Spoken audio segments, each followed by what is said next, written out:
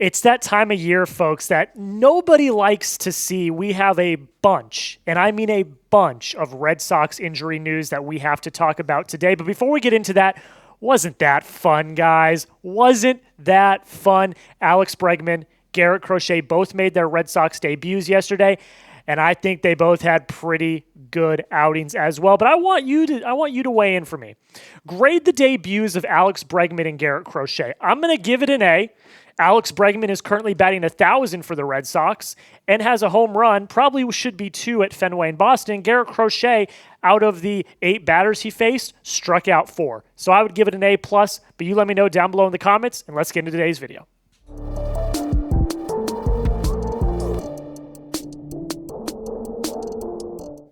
We're going to start off the injury news today with Wilyer Abreu. This is probably the weirdest of the bunch. The rest are a little more self-explanatory, but Wilyer came into camp not feeling great, and according to Kristian and a Red Sox spokesperson, Wilyer came to camp with a gastrointestinal illness. I can't even imagine. That would be absolutely horrible. It was a viral infection, was not feeling well, had some abnormal lab tests come back as well. So they've been doing different labs, trying to get them back.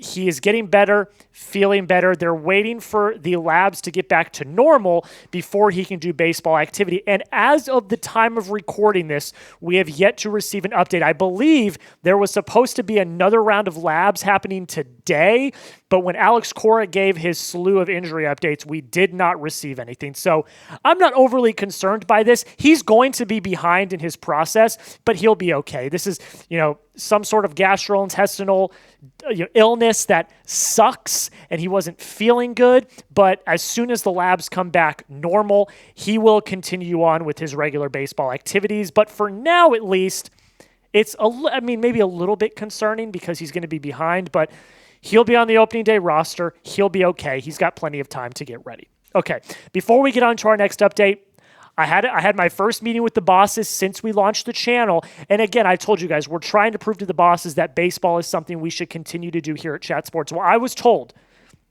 hey, Jack, you're doing a great job. You got to 500 subscribers. I need to get to 600 subscribers as soon as possible, or else. They didn't tell me what the or else was, and that makes me a little nervous because this is still kind of a, expendable thing that could happen. This channel could get shut down at any time. So we only need 34 subscribers to get to 600. Can we do that on this video? Help me out. If you want more Red Sox content, make sure you hit that subscribe button. Let's get on to the update that is probably the most concerning of the bunch, and that is Kutter Crawford. We know that he's been dealing with that knee injury that he, come to find out, suffered in his 3rd start of the season last year, and he's just been he played through the rest of the season and hoped that this offseason, that with rest and recovery, it would get better. However, Alex Cora gave an update that didn't sound very good. He said, with Kutter, that's the one it looks like is going to be long. Opening day right now is an if. I'm just going to straight up say it. Cora's been beating around the bush. Kutter's not going to be ready for opening day. He is behind in his throwing process. He's more behind than Bello, who we'll talk about in a minute. He's well behind Lucas Giolito, who we'll talk about in a little bit as well. But he's got this nagging knee injury. He's not throwing at full strength. And when Cora says it's more of an if, I'm just going to say it right now, folks, unless something miraculous happens, Kutter will not be ready for opening day. And that's okay, because if you look at the rotation, I don't think he was even going to crack the top 5. You've got Garrett Crochet, Tanner Houck, Walker Buehler, who are all set to make starts. Tanner Houck was supposed to get his start today, but it got rained out. I expect Buehler to get a start within the next week.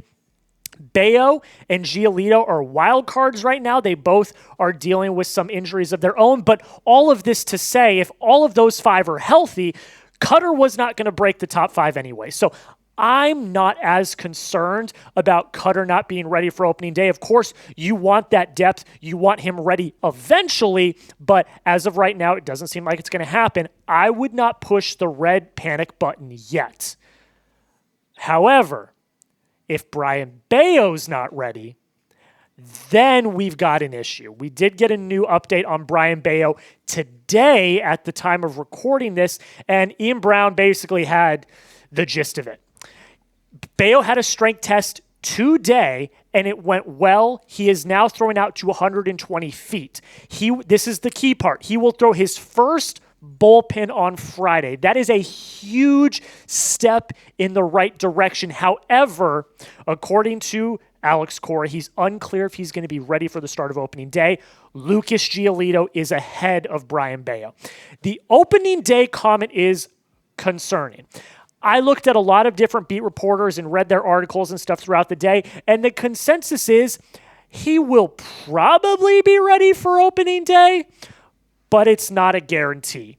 And if he's not ready for opening day, that might be a bit of a concern, because right now there are 3 pitchers that are behind in their throwing programs due to injuries. Kutter, who we already talked about. Brayan Bello, who we're talking about right now, is behind, but maybe he'll be ready. And then Lucas Giolito, who we're going to talk about here in a minute, it seems like he's going to be ready for opening day. If you've got 3 of these guys out, 2 of them are supposed to be in your opening day starting rotation. So what happens if all 3 of them are injured? Again, I don't think that'll happen, but what happens? Here are your backup options. You've got Quinn Priester, who you acquired at the trade deadline last year, Richard Fitz, who you acquired in the Alex Verdugo trade, and Cooper Griswold, who was arguably one of the most important pitchers on the Red Sox last year, kept the Red Sox afloat when Nick Pivetta went down and there were various pitching injuries. That's good depth.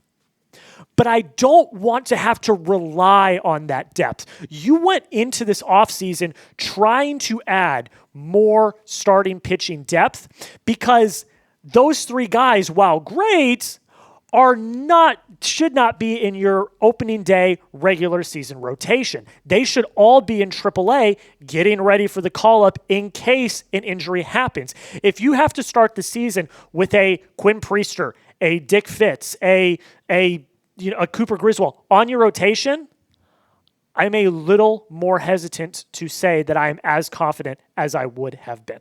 But you guys let me know. Will Bello be ready for opening day? I want you to type a Y for yes. I want you to type an N for no. I'm going to cautiously say Y for yes. I think if the bullpen on Friday goes well, we can maybe take a bit of a sigh of relief. But for now, you guys let me know down below in the comments. I want to hear your thoughts. Let's talk about the third pitcher, Lucas Giolito. This is probably the most positive of all of the updates we got today in terms of pitching injuries. I think he's going to be fine.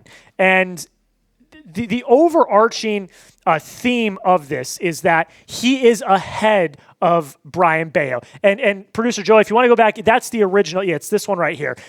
Just going back to this tweet from earlier. Lucas Giolito is ahead of Brayan Bello.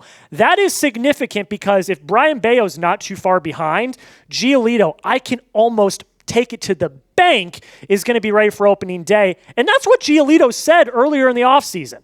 He said, I'm going to be ready for a full spring training and a full season. I find it funny when I see stuff online saying that I'll be back in June. I don't know where that came from. I have no idea. Everything's going great. I look forward to a full year. So, Giolito's going to be ready. He had the elbow surgery.